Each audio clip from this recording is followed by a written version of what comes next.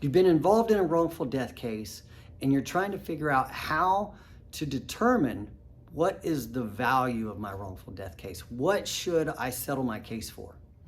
Well, I have a strategy that I generally use in all wrongful death cases. My philosophy with regards to wrongful death cases is that the premature loss of a loved one is one of the worst losses that a human being can suffer.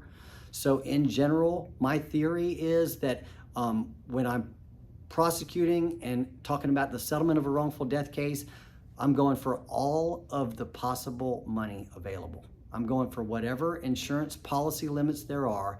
And a lot of times what you're dealing with is you're dealing with a case where there's going to be a limited amount of insurance money available.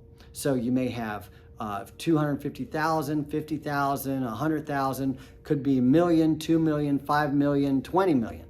Okay, whatever. So I start the wrongful death case with the assumption that we're going to go for all the available insurance money.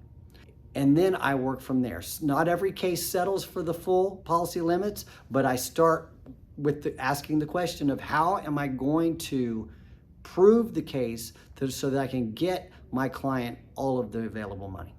And so that is a basis for how I prosecute the case, because ultimately what I start doing then is I start building the evidence to show, to prove to the defendant's insurance company, that if we take this case to trial, that there's a very good likelihood that we could get a judgment of more than the insurance policy limits. And if you get a judgment of more than the insurance policy limits, that could be a real problem for the insurance carrier if you have given them a legitimate settlement offer to settle for the policy limits.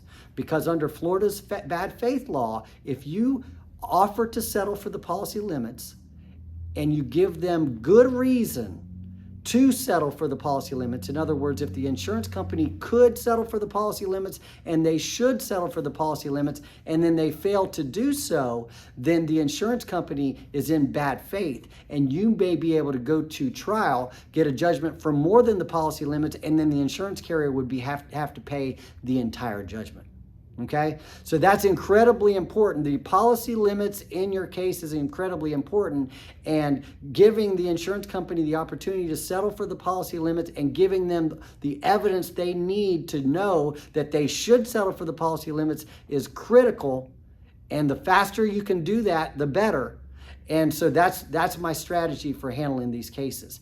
And so what happens sometimes is we build the evidence, and the evidence that you build has to be with regards to liability, negligence, and causation. You build the evidence, you show how egregious the negligence is. You take the corporate rep's depot, you take the driver's depot if it's a car accident case, you take whatever depots, you do whatever sort of discovery that you need to do, and then you also build the evidence with regards to the cause of the death.